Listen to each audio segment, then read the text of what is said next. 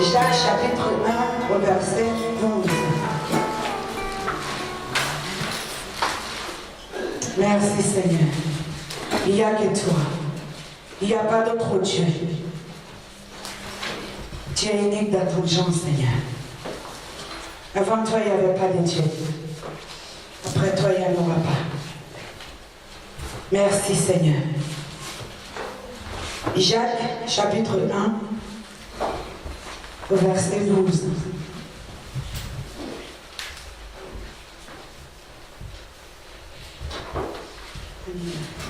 Je lis la parole de Dieu.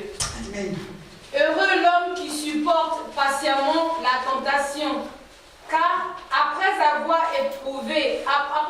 été éprouvé, il recevra la couronne de vie que le Seigneur a promise à ceux qui l'aiment.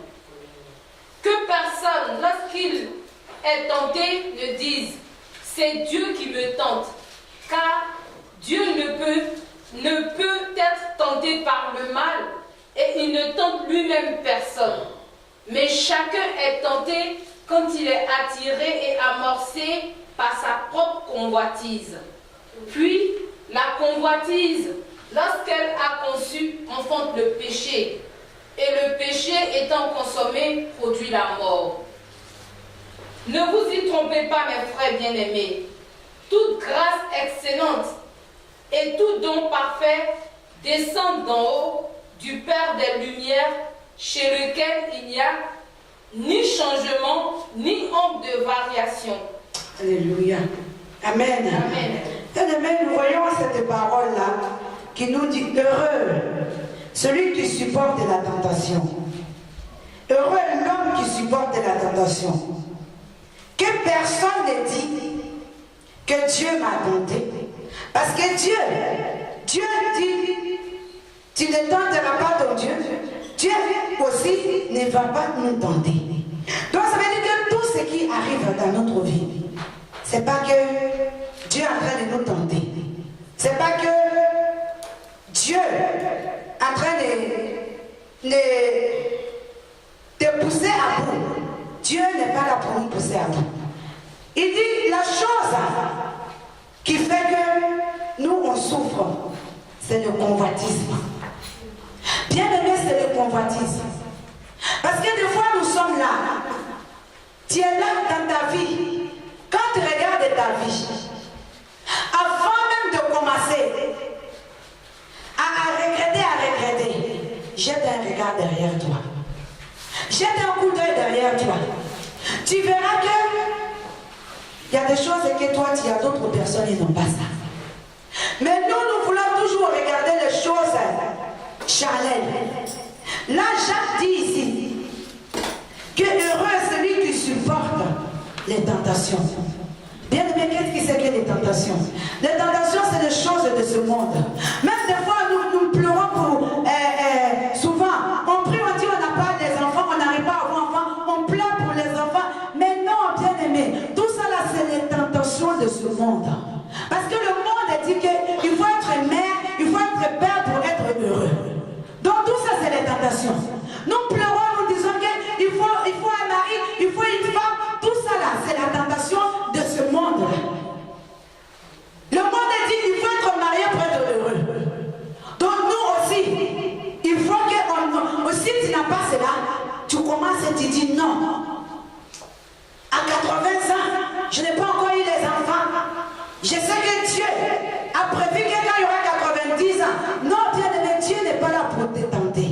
Dieu n'est pas là pour savoir quand est-ce que tu vas tomber, quand est-ce que tu ne vas pas tomber. Dieu ne t'envoie pas les tentations. La Bible nous fait comprendre ici que c'est à cause du convoitisme. C'est des choses d'envie. Parce qu'on veut toujours plus.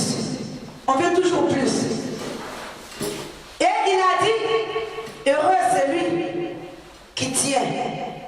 Heureux celui qui ne tombe pas dans la tentation.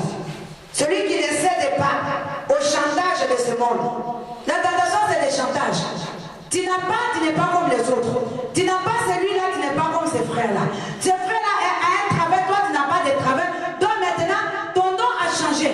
Ton nom maintenant c'est le chômage. Lui, son nom, il s'appelle maintenant bénédiction. Toi, malédiction. Non, bien-aimé. La Bible dit que l'homme ne vivra pas seulement du pain et de l'eau, mais toutes les paroles qui viennent de l'Éternel des armées. Bien-aimé, tu peux être chômeur, mais tu peux vivre heureux si tu donnes véritablement ta vie à Jésus-Christ. Tu peux être toutes ces choses-là qu'on a besoin qu'on nous donne. Adam et Ève, ils n'étaient pas habillés, ils étaient tout nus, mais ils étaient heureux. Ils vivaient bien. Pourtant, ils étaient nus. Même s'ils avaient des enfants, peut-être les enfants allaient voir l'humilité des parents. Ça n'allait pas être une malédiction pour ces enfants-là. Bien aimé, il faut que nous regardons comme Dieu veut qu'on regarde. La Bible dit que vos pensées ne sont pas mes pensées. Toi, tu penses que quand tu vas avoir toutes ces choses-là, tu seras heureux. Laisse-moi te dire, bien aimé, si tu n'as pas Dieu dans ta vie, si tu ne t'assois pas au pied de Jésus, tu peux avoir toutes ces choses-là, tu ne serais jamais heureux. Il suffit seulement de regarder dans le monde. Quels sont ceux-là qui font marcher les psychologues? Ce sont les riches. Il a peur. Coffre-fort dans la maison, il ne dort plus. Le chiffre d'affaires, il est assis là. Il ne fait que surveiller la bourse, et la bourse, et la bourse. Ça monte. On dit Paris, ça a percé. Il a envie d'aller à Berlin. Berlin, ça a percé. Il dit, j'ai bien fait de rester à Paris. Il vit seulement avec l'angoisse. L'angoisse est permanente. Mais bien aimé, toi qui n'as pas toutes ces choses-là, toi qui as Jésus-Christ, tu sais que tu as la vie en abondance. Toi, tu sais que tu as le pouvoir aujourd'hui de dire à la bourse, il faut crouler, la bourse va crouler. Tu as le pouvoir de dire que les affaires marchent, ça va marcher. Parce que la Bible dit, voici les miracles qui accompagneront ceux qui ont cru à mon nom. À mon nom, ils chasseront des démons. Donc si tu peux chasser des démons, ça veut dire que tu peux donner aussi des ordres à des démons. Donc nous ne pouvons pas regarder comme les gens, les autres personnes regardent.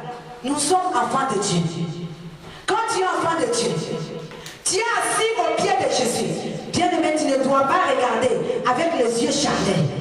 Sinon tu vas finir par accuser Dieu. Tu vas finir par tomber dans le péché. C'est vrai, Dieu permet des situations qui arrivent dans notre vie. Mais Dieu ne met jamais une situation difficile dans ta vie. Il peut donner le feu vert, comme il avait fait avec Job, pour dire si tu peux toucher, tu peux toucher, tu peux toucher. Mais il faut savoir que Dieu lui-même ne prendra pas le malheur pour mettre dans ta vie, sinon il ne sera pas Dieu. Il a dit, méchant que vous êtes, vous savez donner de bonnes choses à vos enfants, à plus forte raison, votre Père qui est dans les cieux. Est-ce qu'aujourd'hui, tu peux aller chercher une maladie, quand on dit qu'il y a la grippe, même quand tu es en contact avec quelqu'un qui est grippé, tu rentres chez toi, tu dois laver les mains, tu dois faire ce qu'il faut avant même de toucher tes enfants. Est-ce que tu peux aller chercher la maladie pour amener dans la maison chez tes enfants? Dieu non plus, Dieu ne ferait pas ça. Il a dit ce qui arrive dans votre vie, que personne ne dit que Dieu m'a tenté. Personne ne dit que Dieu me tente. Dieu va nous tenter pourquoi? Dieu connaît le nombre de cheveux qui est sur ta tête. Dieu connaît tes forces. Dieu connaît tes faiblesses. Dieu connaît tes capacités. Pourquoi Dieu va nous tenter? Les choses qui sont là, la persécution. Bien aimé, il faut savoir que ça vient du diable. Parce que nous restons là en disant que c'est Dieu qui a permis, c'est Dieu qui a tenté. Bien aimé, en faisant ça, Satan est en train de gagner du terrain dans ta vie. Satan est en train de te voiler la face. Parce qu'il sait que si tu mets ça sur la tête de Dieu, tu vas attendre. Tu vas dire que non, la parole de Dieu dit qu'il faut attendre, il faut attendre, il faut attendre. Donc toi tu vas attendre, tu ne vas pas te lever contre lui. Pourtant, les choses qui arrivent dans notre vie, Jean a bien dit dans le livre de Jean, il a dit, si tu restes ferme, si tu tiens jusqu'au bout, tu auras le couronne de la vie. Tu auras le couronne de la vie, toi. Ça veut dire que, bien aimé, s'il y a des situations difficiles qui arrivent dans notre vie, ne t'assois pas, ne croisez pas le bras en disant que ça vient de Dieu. Lève-toi, rentre dans le combat spirituel jusqu'à ce que tu aies cette couronne-là de victoire dans ta main. Ne cède pas. Même si tu es fatigué, même si tu es abattu, la Bible dit qu'il y a un temps pour pleurer, il y a un temps pour rire, il y a un temps pour se lamenter.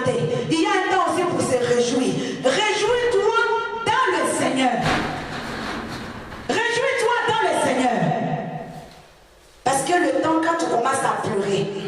Tous les pensées viennent dans ta tête. Qui ici peut me dire, il n'a jamais pleuré dans sa vie? Que tu t'es jamais enfermé chez toi pour pleurer à cause d'une situation difficile?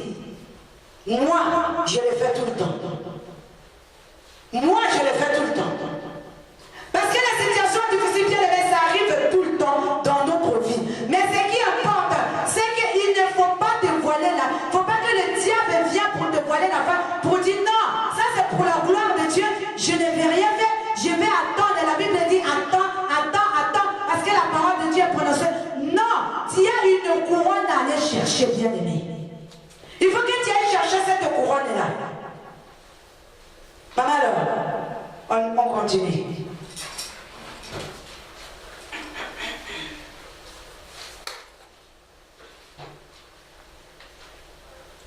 Toute grâce. On commence par là. 17. Toute grâce excellente et tout don parfait descendent d'en haut du Père des Lumières, chez lequel il n'y a ni changement, ni ombre de variation. Voilà. Comme la Bible nous dit ici, toute grâce, toute excellence, tout don parfait vient de l'Éternel des armées. C'est pour ça que la Bible nous dit la bénédiction de Dieu n'est pas accompagnée avec des chagrins. Bien aimé, lorsque tu commences à vivre les situations difficiles et tu commences à dire non, ça vient de Dieu, non, ça ne vient pas de Dieu. Là, on nous dit tout don parfait, toute excellence, tout cela vient d'en haut. Donc ce qui n'est pas parfait, ce qui n'est pas excellence, ce n'est pas de Dieu. Ce n'est pas de Dieu. Oui, Dieu peut permettre, mais ce n'est pas de Dieu. Dieu n'envoie pas ça dans notre vie. Dieu envoie seulement la grâce, l'excellence et tout ce qui est parfait. Ce n'est pas un Dieu de variété. Il ne dit pas aujourd'hui et puis il change. Il dit voici les miracles qui accompagneront ceux qui vont crier à mon nom. En mon nom, ils chasseront des démons. En mon nom, ils imposeront les mains. Qu'est-ce qui c'est que les démons? Lorsqu'on parle des démons, il dit bien les mains. Sache que c'est toutes les situations qui n'est pas de Dieu dans ta vie. C'est de ça que Dieu parle. Ça veut dire que je me lève le matin, j'ai le courbature, je ne vais pas commencer à dire oh, les sorciers ils vont faire de leurs cheveux cette nuit. Non! Tu ne vas pas commencer à dire ça. Tu vas commencer à dire je prends l'autorité hors de moi, la courbature. Et puis il va partir. Ce n'est pas dit que lorsque je fais de mauvais rêves, quand je me lève, je commence à transpirer et je commence à trembler. Non, bien aimé, quand je me lève au nom de Jésus contre cette situation et la situation doit disparaître. C'est le don que le Seigneur nous a donné. Tout don parfait. Aujourd'hui, tu peux te battre contre des situations pendant des années. À force, tu commences à être fatigué, tu es abattu, tu ne veux plus te battre, tu ne veux plus prier. Non, bien aimé, si tu fais ça, Satan va prendre l'avantage. Toi, tu as une couronne à rattraper. Tu dois aller régner auprès de Dieu dans le ciel. Tu dois aller régner. Jésus a dit, je dois m'en aller parce qu'il faut que j'aille préparer une place pour vous. Si tu es incapable de surmonter déjà des choses charnelles ici, comment peut-on aller affranchir la porte du royaume des cieux? En sachant qu'il y a des souffrances telles que tu souffres, ça peut t'éloigner de ton Dieu. Ça peut t'amener à t'écarter de ton Dieu. Si tu n'es pas capable de te dire ferme, enfant de Dieu que nous sommes, on a oublié notre identité. On a oublié notre vraie identité. La Bible dit qu'en mon nom, vous chasserez. Aujourd'hui, on a oublié le nom de Jésus. La Bible dit que allez-y partout. Là où vous lèverez le plein de tes pieds, je te donne un héritage. Des fois, tu es enfant de Dieu. Tu arrives quelque part, les gens commencent à te mépriser et toi aussi tu es là, tu fais comme ça de ton coin. Non, bien aimé, l'Éternel des armées, il est devant toi. Il a dit, vas-y, je serai devant toi. C'est moi qui mènerai le combat pour toi. Ce n'est pas toi. Tu arrives quelque part, on dit non, on ne peut plus rien faire pour toi. Ta situation est désespérée. Tu te mets dans son coin, tu pleures, et maintenant tu te consoles toi-même, tu dis maintenant je vais faire avec. On dit tu seras handicapé. Trouvez-moi un fauteuil roulant. Non, bien-aimé. Le pied que Dieu t'a donné, il a dit, ces pieds-là, partout tu vas le fouler, il va te donner ça en héritage. Il n'a pas dit le fauteuil roulant. Il n'a pas dit l'handicap. Bien-aimé, nous devons connaître notre vraie identité en Jésus-Christ. Nous ne devons pas accepter les situations parce que ça vient de Dieu. Non! Ça ne vient pas de Dieu. Dieu nous aime. Dieu même, il nous aime tellement. Quand Dieu a créé l'homme, il a dit à Noé, je regrette. Je regrette d'avoir créé l'homme. C'est ce qu'il a dit. J'ai cherché, je n'ai trouvé personne qui soit digne et qui soit droit. J'ai créé la terre, ils sont en train de détruire. Donc moi, je regrette d'avoir créé l'homme. Dieu s'est répandu d'avoir créé l'homme. Mais malgré cela, il est venu encore, mourir encore, pour encore racheter les mêmes personnes que tu dis. Il y a des personnes là, même ceux qui sont étrangers, ils paient le billet de son frère, de sa sœur, il l'amène à l'étranger. Après, il dit, je regrette de t'avoir amené ici. Moi-même là, je vais tout faire pour que tu retournes dans ta misère. J'ai déjà entendu ça. Mais Dieu non. Dieu avait le pouvoir de nous détruire. Il avait le pouvoir d'exterminer la terre. Puisqu'il regrettait. Mais il a dit non. Je l'aime tellement. Je ne peux pas faire ça. Je l'aime tellement. Je vais moi-même sacrifier ma vie pour les pauvres. Jésus n'est pas venu pour les riches. Jésus n'est pas venu pour ceux qui étaient en bonne santé. Jésus est venu pour des gens comme toi, comme moi, nous qui avons besoin de lui. Nous qui avons besoin de témoigner la grandeur de Dieu. Bien-aimé, il a besoin de toi et de moi. Parce que notre richesse, ce n'est pas l'argent. Notre force, ce n'est pas la chair. Notre force, c'est Jésus. C'est pour cela que la Bible dit que le faible dit je suis fort. Que le pauvre dit je suis riche. Si j'étais un voleur avant, aujourd'hui quand je viens en Jésus-Christ, je ne peux plus voler. Parce qu'il est riche. Mon papa est riche. Donc je n'ai plus besoin de voler pour vivre. Cet homme-là ne peut pas nous faire du mal. Ne peut pas envoyer le mal. Nous devons changer nos façons de regarder les choses de Dieu. Sinon on va rater beaucoup de bénédictions. On va rater beaucoup de choses. Le diable va jouer avec notre vie. Satan va nous manipuler comme il a envie de faire. Pourtant la Bible dit que tout don parfait, toute excellence vient d'en haut. Et que Dieu, il ne change pas. Dieu ne change pas. Ce qu'il a fait autrefois, il peut le faire aujourd'hui. Quelle est ta situation ce soir? Quelle est ta situation ce soir? Ce soir, nous ne sommes pas là pour adorer. On n'est pas là pour louer. On a dit intercession. Qui dit intercéder dit prier. Prier comme des avocats qui est là pour défendre des causes. Les miracles qui sont là, c'est maintenant. Bien aimé, quand on va mourir, il n'y aura pas de voiture, il n'y aura pas de maison, il n'y aura pas d'enfants, il n'y aura pas de mari, il n'y aura pas de femme. Ton propre enfant va te dépasser et tu ne sauras pas qui il est. Monsieur ou madame va se dépasser, tu ne sauras pas qui il est. C'est pour cela, bien aimé, c'est maintenant que nous devons profiter de ces choses-là et ces choses-là ne peuvent pas nous tenir dans la captivité. Ces choses-là ne peuvent pas être le sujet d'amertume, d'angoisse pour toi, toi qui es enfant de Dieu, toi qui as confessé Jésus-Christ de Nazareth. La Bible dit, je vous ai béni de toutes sortes de bénédictions. Donc ces choses-là ne doivent pas enlever notre joie. Parce que tu sais que tu as le pouvoir, tu as la capacité d'obtenir cela. Parce que si nous sommes là, parce que nous savons que ce Dieu-là est capable de faire quelque chose. Parce que nous avons la ferme assurance qu'il est capable. Et nous l'avons déjà vu en œuvre dans notre vie. Rien que ta présence dans ce lieu témoigne déjà que tu as la foi en Jésus-Christ. Témoigne déjà que tu sais à qui tu as cru. Témoigne déjà que tu connais en quelque sorte qui tu es réellement, de qui tu viens, de quel pays tu viens, de quel royaume tu appartiens. Ta présence déjà témoigne quelque chose que tu espères en Jésus-Christ. Nous devons toujours regarder à Jésus. Sortons les choses de ce monde. Détourne ton regard sur les des choses vaines. C'est des choses, des vanités.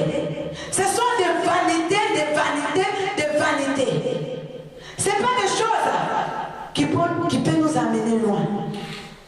Quand tu vas courir, si quelqu'un va te dire, je vais te donner ça, bien donné, il y aura toujours une condition derrière. Même quelqu'un te fait un cadeau, il y a toujours un arrière-pensée. La personne va dire, on ne sait jamais. Peut-être un jour, je serai dans les besoins, elle sera là pour m'aider. Si quelqu'un te donne un verre d'eau à boire, sache que même s'il ne pensait pas à toi, il pense peut-être à ses enfants pour dire, un jour, quelqu'un va rembourser ça à des enfants. Toujours un arrière-pensée. Seule personne qui nous aime sans condition, qui donne sans condition, c'est Jésus-Christ.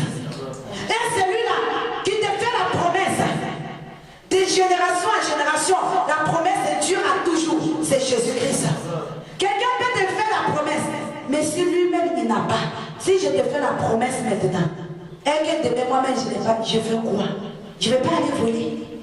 Parce que quand je te faisais la promesse, je savais que je pouvais avoir. Maintenant le moment est venu. En tout cas ma sœur, tu peux compter sur moi. Quoi qu'il en soit, compte sur moi, tu verras. Le moment arrive et je viens comme ça. Tu me trouves et je suis en train de pleurer moi-même, je suis en sueur. Qu'est-ce qu'il y a? Là, tu dis même plus ton problème. Tu dis c'était juste pour te faire un bonjour. Et sois béni, tout le monde m'a pardonné sauf toi. Celui-là qui t'avait dit, c'est lui qui allait t'aider. Quand tu seras dans les problèmes, tu peux compter sur moi. Viens me voir. Quand tu viens, il est en pleurs. Tu lui dis, mais il y a quoi? Il dit, tout le monde m'a pardonné parce que je n'ai plus rien. Pourtant, il faisait les promesses quand il avait le moyen. Mais bien aimé, la banque de Jésus-Christ ne sera jamais à court de provisions. Il y en aura toujours pour toi. Il y en aura toujours pour moi. Parce qu'il a dit, celui qui mange mon corps, celui qui boit mon sang, il n'aura jamais soif, il n'aura jamais faim. Venez acheter chez moi sans argent. Ça veut dire que Jésus n'a même pas besoin de fonds de commerce. Il n'a pas besoin qu'on lui donne quoi que ce soit en retour pour réapprovisionner. Non. Il te donne de la santé. Il en a encore. Il te donne de la richesse. Il en a encore. Il te donne les enfants. Il en a encore. Il te donne la paix. Il te donne la vie. Il te donne la joie. Bien aimé, il a dit, venez à moi pour tout ce qui est fatigué, chargé. Je vous donnerai de repos. La cave de Jésus, là où il dépose nos bagages et la cave n'est pas encore pleine. Il y a encore de la place. Tu peux venir te décharger. Les tribulations que tu es en train de vivre, ce n'est pas Jésus. Jésus dit, venez à moi, vous tous qui êtes fatigués. Ça ne vient pas de lui. Au contraire, lui, il vient lever. Lui, il veut te décharger. Donc ce soir, décharge-toi au pied de Jésus. Attache-toi à l'Éternel et tu jouiras de bonheur. Tu auras la joie. Tu auras la paix. Pourquoi nous devons écouter des choses qui n'est pas de Dieu? Parce qu'on va nous dire, oh, regarde la vie des gens. Satan, il prend la parole de Dieu, il détourne. Regarde la vie des gens. Dieu avait permis, donc ça vient de Dieu. Entre donner permission et toi-même agir toi-même, ça fait deux choses différentes. Je te dis, ma soeur, tu peux le faire, vas-y. Ou je dis, c'est moi-même je veux le faire. C'est différent. Dieu a permis au Satan de toucher. Mais ce n'est pas Dieu qui a mis la tribulation dans la vie des gens. Il l'a permis. Et c'est de la même façon. Mais pendant ce temps-là, nous avons vu comment Job a souffert. Il a souffert. Même sa femme lui dit, maudit Dieu et tu meurs. Ton entourage viendra te dire, abandonne ces chemins-là parce que votre Dieu là, je ne comprends plus. Abandonne ces chemins-là. Viens, je t'accompagne. Je connais une voyante là-bas. Viens, on va aller là-bas. Elle est forte. Ils te diront, éloigne-toi de Dieu. Si Dieu est tellement bon, pourquoi il a fait ça pour toi? Les gens vont se moquer de toi. Les gens vont te dire, toi tu es là, tu pries tout le temps. Mais où est ton Dieu? Mais dis-lui que la cave de mon Dieu n'est pas encore remplie. Comme je suis fatigué, comme tu ne vois pas la main de l'Éternel, je vais aller quand même malgré tout déposer à ses pieds. Il a payé. Jésus a payé le prix. Personne d'autre n'a fait cela. Personne d'autre. Il a dit, ne dites pas que c'est Dieu qui attendait. Dieu ne va pas nous tenter. Dieu n'avait pas tenté Job. Dieu avait permis seulement. Et nous avons vu, il a souffert, il pleurait. On a dit, maudit ton Dieu pour que tu meurs et puis ça soit fini. Combien de fois tu as pensé pour dire non, Seigneur, pourquoi moi? Seigneur, pourquoi moi? Non, mais pendant ce temps-là, Dieu veille sur ton âme. Pendant ce temps-là, matin, tu te lèves. La Bible dit que celui qui dort, il est comme s'il était mort. Donc quand tu dors le matin, tu te réveilles, ce n'est pas une habitude. Ça veut dire que malgré tout ce que tu es en train de traverser, Dieu a quand même renouvelé le souffle de vie en toi. Dieu t'a tenu quand même en bonne santé, ou même si tu es malade, mais tu as vu quand même le lever de son bien-aimé, ce n'est pas pour rien. Parce que le Seigneur sait qu'il a préparé une couronne et que tu dois te battre pour aller chercher cette couronne-là. Tant que Jésus n'est pas de retour, il faut tenir. Nous devons tenir, bien-aimés. Les tribulations seront là, mais nous devons tenir. Au jour d'aujourd'hui, tu as lu la télé, on te dit, il y a un pasteur là-bas qui a été privé.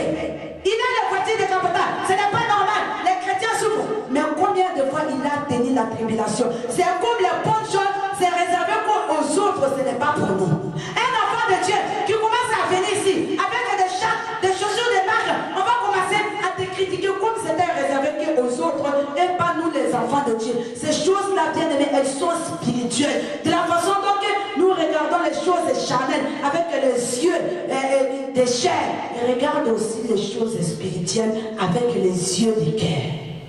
Comme ça, tu verras.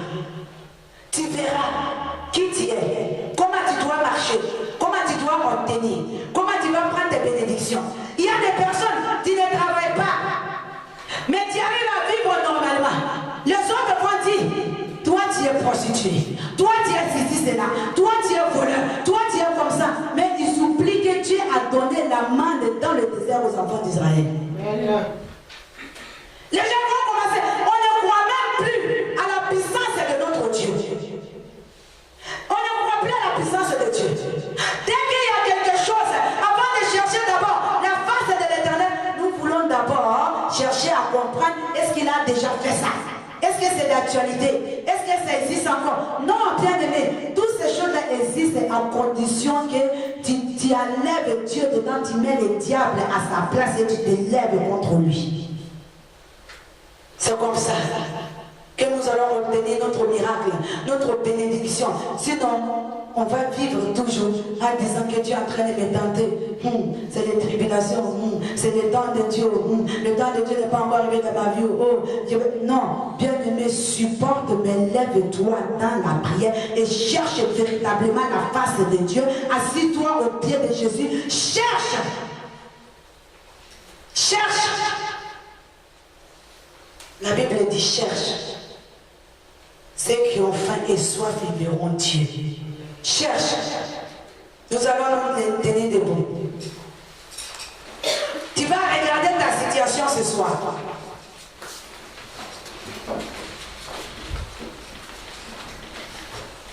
Tu peux connaître ce qui est de Dieu, ce qui n'est pas de Dieu dans ta vie. Tout ce qui n'est pas de Dieu, tu dis non, je refuse. Tout ce qui n'est pas grâce, tout ce qui n'est pas excellence, tu peux dire que tout ça, ce n'est pas de Dieu. Par exemple, la couleur, ce n'est pas quelque chose que je vais faire avec d'élégance gracieuse. Non, ce n'est pas de Dieu. Et j'en passe, et j'en passe, et j'en passe, et j'en passe. Il y a plein de choses qui te bloquent dans ta vie, qui ne sont pas de Dieu. Et regarde dans ta vie, tu verras. Tout ce qui n'est pas de Dieu, tu dis, je refuse au nom de Jésus. Prions le Seigneur.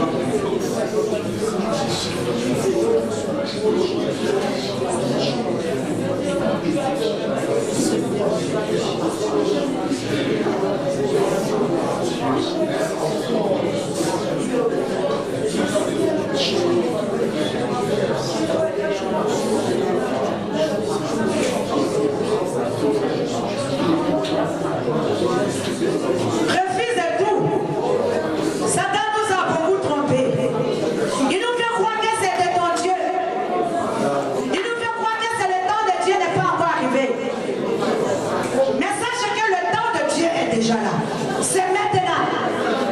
À toi de commencer à refuser. Depuis 20 ans, c'est la même situation. Tu dis non, je refuse.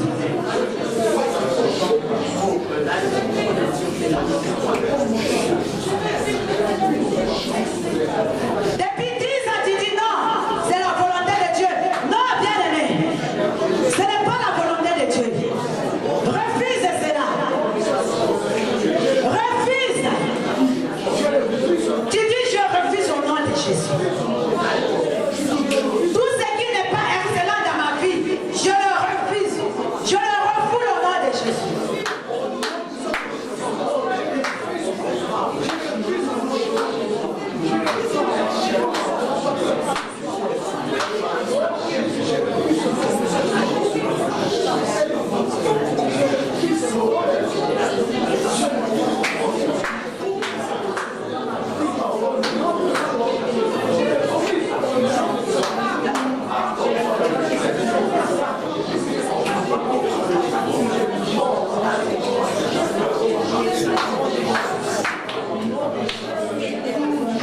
La faiblesse spirituelle, ce n'est pas de Dieu.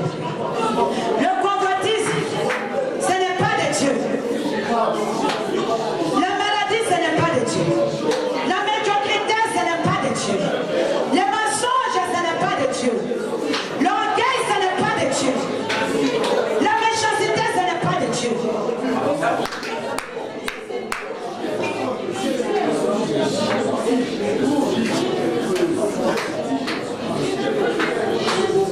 Si tu refuses de s'en aller, tu cries aussi fort que tu peux. Il faut que ce mur-là tombe. Que le mur de Jéricho tombe ce soir. Que le rempart se croule. Que le géant tombe. Que le géant tombe ce soir.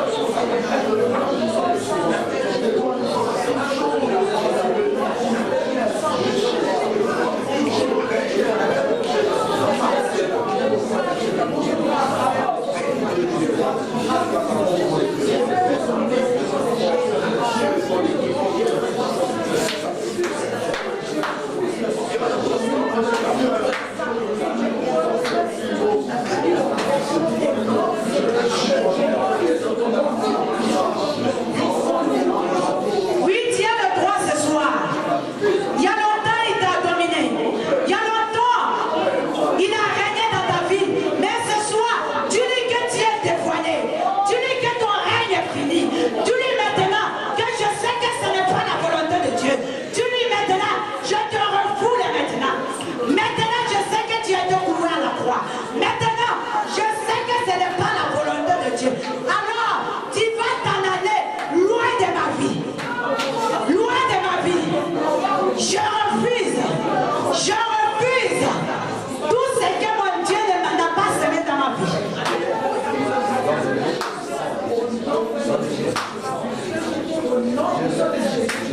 Bien-aimé maintenant, tu vas dire à Dieu, tu dis Seigneur, je n'ai que toi.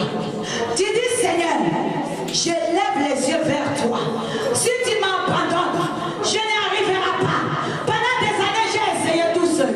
Mais aujourd'hui, je t'appelle au secours. Je t'appelle au secours. Appelle au secours à l'Éternel. Le secours vient de l'Éternel. Le secours vient de l'Éternel. Appelle au secours à Dieu. Appelle au secours à Dieu. Tu lui seul, je ne peux pas. J'ai essayé, je n'ai pas pu. J'ai essayé, je n'ai pas pu. Maintenant, viens papa. Viens papa.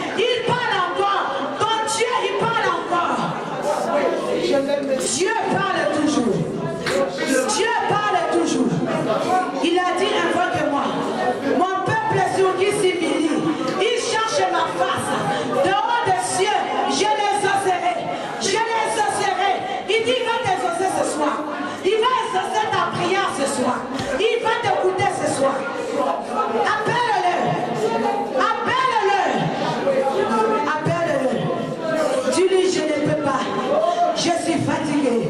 Tout seul, je n'arriverai pas. Seigneur, j'ai besoin de toi. J'ai besoin de toi, Yahweh. Yahweh, j'irai, j'ai besoin de toi. Yahweh, j'irai, j'ai besoin de toi.